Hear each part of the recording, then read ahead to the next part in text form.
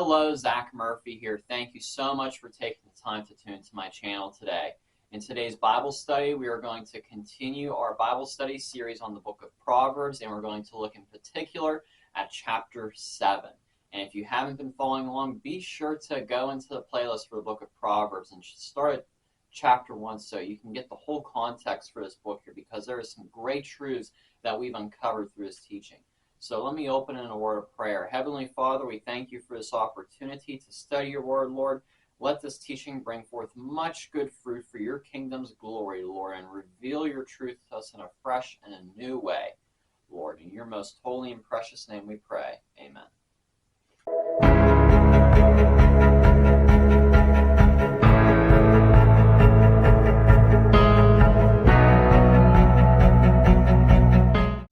Okay, in this teaching we are going to look at Proverbs chapter 7, so let's just dive right into it in verse 1 here. My son, keep my words and lay up my commandments with thee. Verse 2, keep my commandments and live, and my law as the apple of thine eye. Bind them upon thy fingers, write them upon the table of thine heart. Say unto wisdom, thou art my sister, and call understanding thy kinswoman, that they may keep thee from the strange woman, from the stranger which flattereth with her words. This is so important here, and the first important aspect I want to point out here is back in verse 2 where it says keeping the word of God, keeping the commandments of God within us, and keeping them the center of our eye, or the apple of our eye, or some of them say the just the center of our eye, the center of our attention, what our central focus is we need to keep God's word and his commandments the center of everything in our life, to stay the course, And I want to point out here that the law of God is shed abroad in our hearts in Christ Jesus. We must realize that. We must also realize as born again believers that Jesus Christ himself, he did what? He fulfilled the law. And we see that in Matthew chapter 5 verse 17 where Jesus said, think not that I am come to destroy the law or the prophets. I am not come to destroy, but to fulfill. And I do apologize, I did not have that on the screen there. Let me put that up there. Again, that's Matthew chapter 5 verse 17. Think not that I am come to destroy the law or the prophets. I am not come to destroy, but to fulfill. If the same Spirit that rose Jesus from the grave dwells in us, then the fulfillment of the law, which is Christ Jesus, is in us because we inherit the righteousness of Christ. We need to realize what has been given to us as born-again believers to walk the path of righteousness and to walk in God's statutes and in God's ways, because it is so powerful when you grab a hold of it, of what your identity is as a new creation in Christ Jesus. Let's carry on in chapter 7, and we're going to look at verses 6 all the way to the end. Actually, you'll see why I've kind of put this all together here, because this is one central idea here. Verse 6, for at the window of my house I looked through my casement, and behold, among the simple ones I discerned among the youths a young man void of understanding, passing through the street near her corner. And he went the way to her house in the twilight, in the evening, in the black and in the dark of night. And behold, there met him a woman with the attire of a harlot, and subtle heart. She is loud and stubborn, her feet abide not in her house. Now is she without, now in the streets, and lieth in the way of at every corner. Verse 13. So she caught him and kissed him, and with an impudent face said to him, I have peace offerings with me. This day I have paid my vows. Therefore came I forth to meet thee, diligently to seek thy face, and I have found thee. I have decked my bed with coverings of tapestry, with carved works, with fine linen of Egypt. I have perfumed my bed with myrrh, aloes, and cinnamon. Come, let us take our fill of love until the morning. Let us solace ourselves with loves. For the good man is not at home. He is gone on a long journey. He hath taken a bag of money with him, and will come home at the day appointed. With her much fair speech she caused him to yield. With the flattering of her lips she forced him.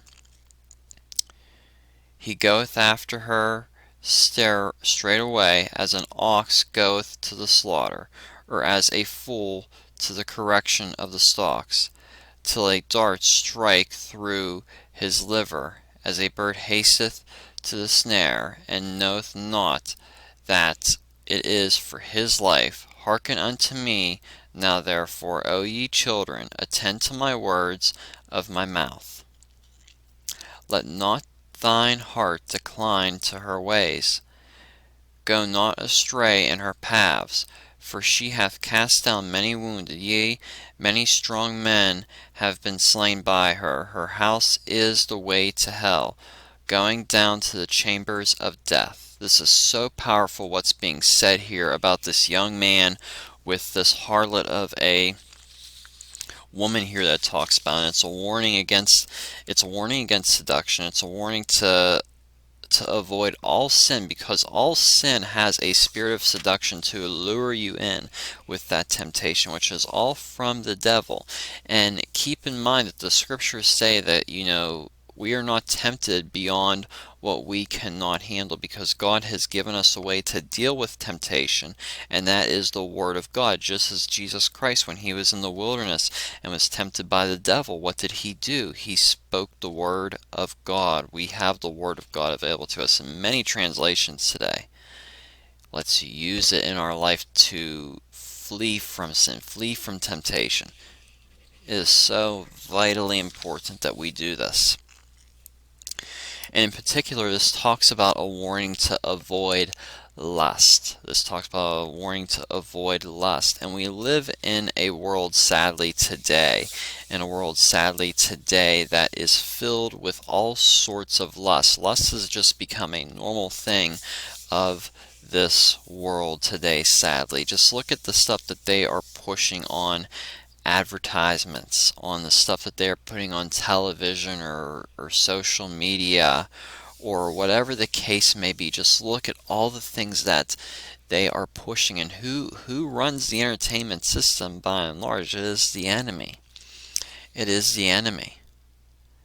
So, we have to guard ourselves. We have to guard ourselves from the tactics of the enemy. We must guard ourselves from the tactics of the enemy and recognize them. We must realize them for what they are. And when temptation comes our way, we must be equipped with the Word of God. We need to be so filled with the Word of God that when temptation comes our way, we know how to address it with the Word of God and walk in the righteousness that Jesus Christ himself, through what he did on the cross 2,000 years ago, walk in the righteousness of Christ that has been given to us.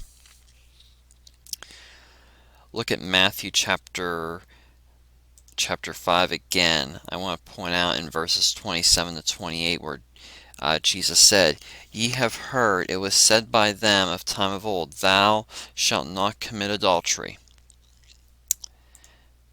But I say unto you that whosoever looketh on a woman to lust after her hath committed adultery in his heart. When one falls into lust, it is adultery of heart. That is something we need to be fleeing away from. And the world would love to make it, acceptable to us, through the different entertainments that they have, that, adultery or lust or any other sin, anything that is contrary to God's way is okay.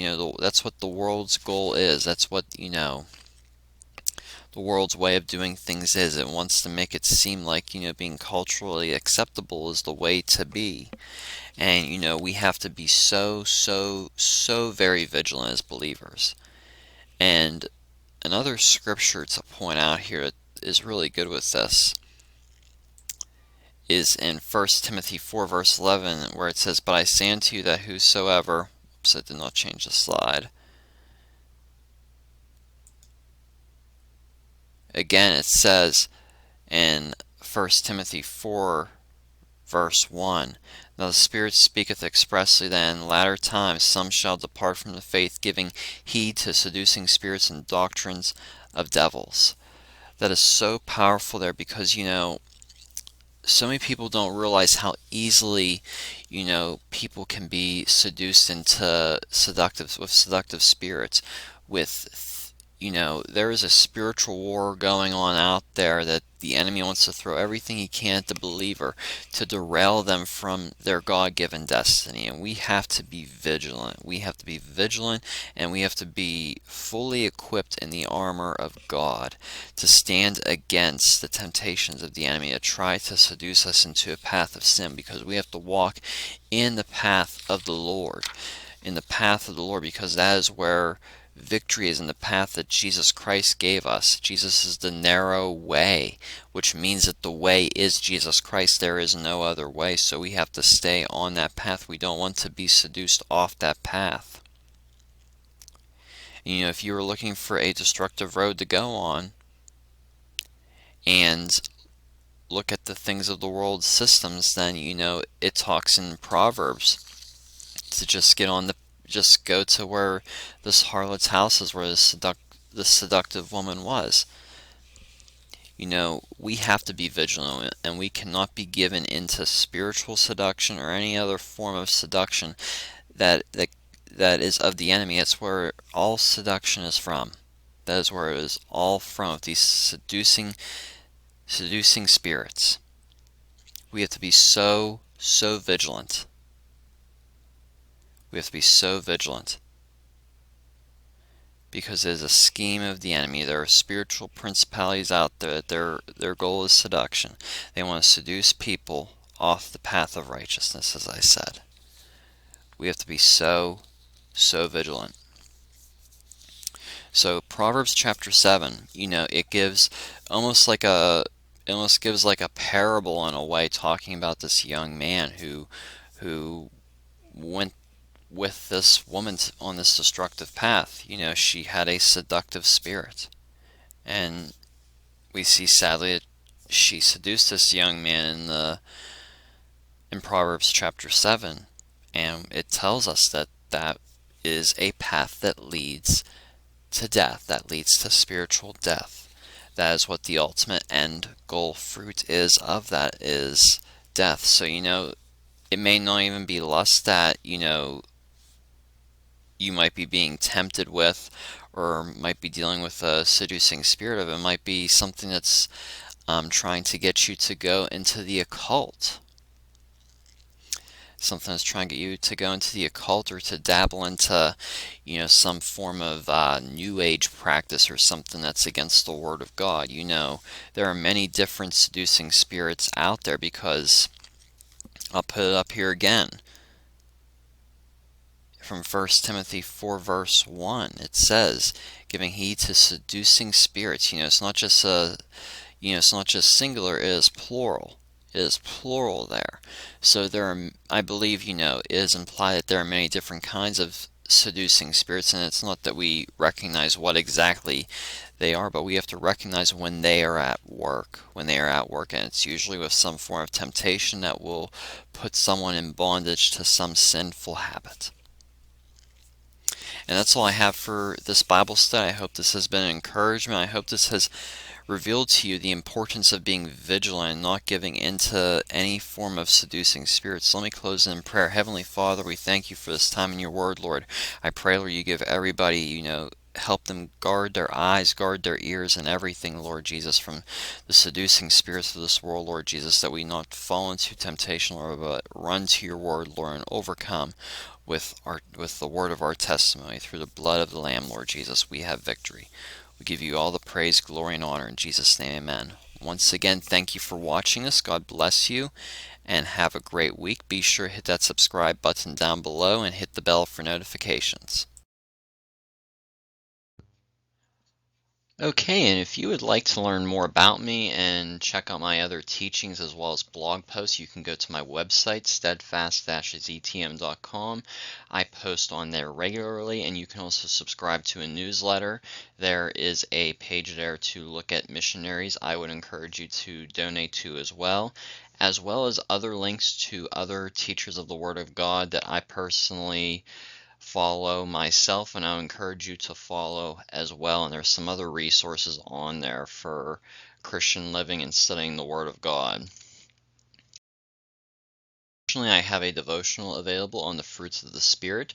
The print version is currently $7 and the ebook version is $2. I highly encourage you to check that out. It is a very fundamental teaching, and it's very easily laid out for you to understand and apply to your life. Also, I would like to encourage you to pray for CMI Global. I'm a part of that ministry fellowship there. I'm credentialed through them, and CMI Global is a ministry fellowship that helps equip and establish and strengthen the local church. So please join me in praying for leadership as well as provision and blessing for all the other ministers and churches within CMI Global. And the website cmiglobal.info is available for more information, or if you would like to donate to them.